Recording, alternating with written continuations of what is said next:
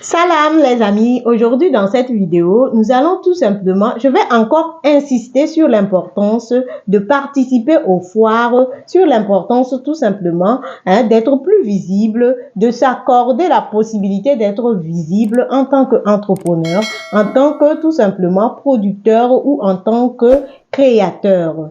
Vous comprenez donc qu'il est vraiment essentiel de participer aux foires quelles qu'elles soient, que ce soit les foires artisanales, que ce soit les foires de fin d'année, les différentes foires qu'on organise dans votre pays.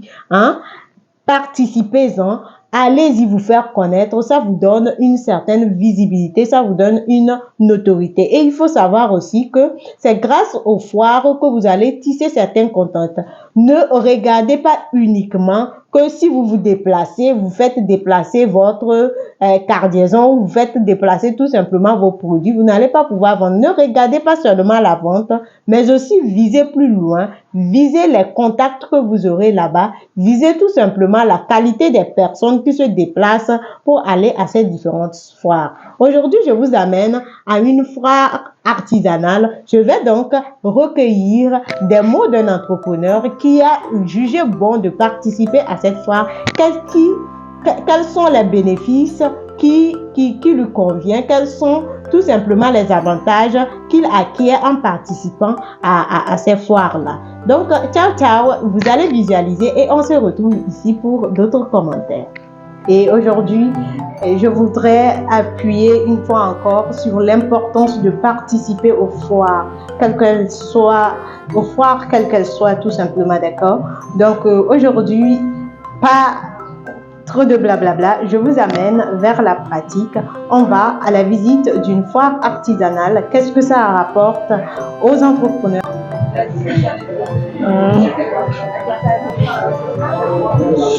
Super Acadie. Et est-ce que déjà le fait de participer à cette foire artisanale vous accorde un certain avantage? Est-ce que c'est déjà bien de participer aux différentes foires?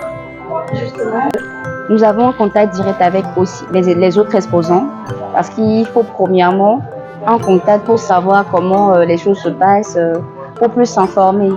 Mais le deuxième avantage, c'est les visiteurs. Nous enrichissons le carnet d'adresses.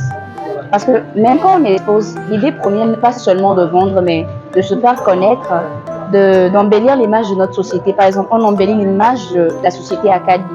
Donc, même si la personne ne paie pas, la personne a une idée, la personne sait que nous existons. Et peut-être plus tard, le numéro qu'on a pris, on pourrait prendre un rendez-vous et plus en discuter. Voilà. Et donc, c'est à cause de ça on fait les expositions. Mais par après aussi, il peut y avoir des ventes parce que quand ça prête aux visiteurs, on leur propose et puis bon, on leur vend.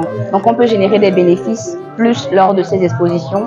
Mais plus ou mieux, on peut avoir un cahier d'adresse bien enrichi. Merci Acadie. Les enfants à consommer du lait, les laits piqués, tout ça, dans les céréales également, dans ces boîtes. Donc, en fonction du fait qu'il voulait que ça soit un souvenir quand il va grandir. Et il y avait aussi beaucoup de boîtes. Les tissus là qu'on a relevés, voilà, on a pris pour symboliser les boîtes dans lesquelles il a bu les laits, genre avant de grandir. Et on en a fait des lampes. Et quand il va grandir, il ira avec ces mêmes boîtes. Donc, c'est pour ça l'idée de la boîte est entrée en jeu. Déjà, premièrement, pour la protection de l'environnement, c'est le recyclage. Voilà.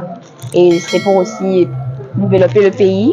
Et les tissus, ce qui est bien, c'est parce que comme c'est la fabrication au Togo, on n'a pas fabriqué des produits au Togo et utiliser des éléments modernes. Non.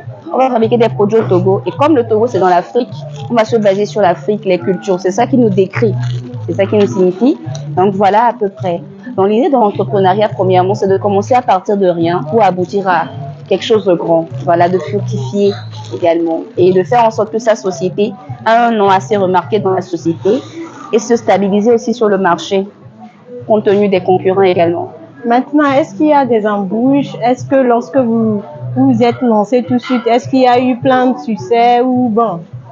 Bon, moi, je vais vous dire qu'il n'y a jamais eu d'entrepreneuriat avec un succès assez élevé en même temps. Ce n'est pas d'actualité. Donc, c'est un parcours de combattant, en fait. Oui, c'est un parcours de combattant parce que nous sommes en concurrence avec les produits, les lustres et luminaires comme ça importés. Et vous savez, quand on dit importé, c'est assez chic, c'est des verres et tout ça. Donc, la population est déjà habituée à cela.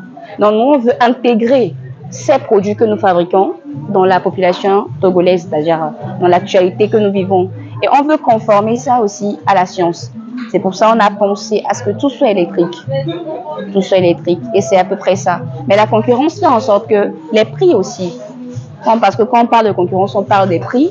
Donc c'est tout ça qui fait que maintenant, pour combattre et stabiliser sur le marché, on fait la veille, on essaie de voir comment ça se passe les jours. C'est pour ça que j'avais dit au début, prendre des contacts avec les exposants, voir comment ça se passe. Donc c'est en fonction de ça, vous donnez une valeur à vos produits.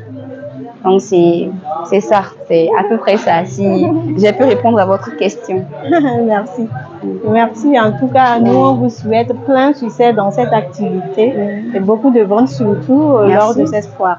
Merci beaucoup. Merci à vous également.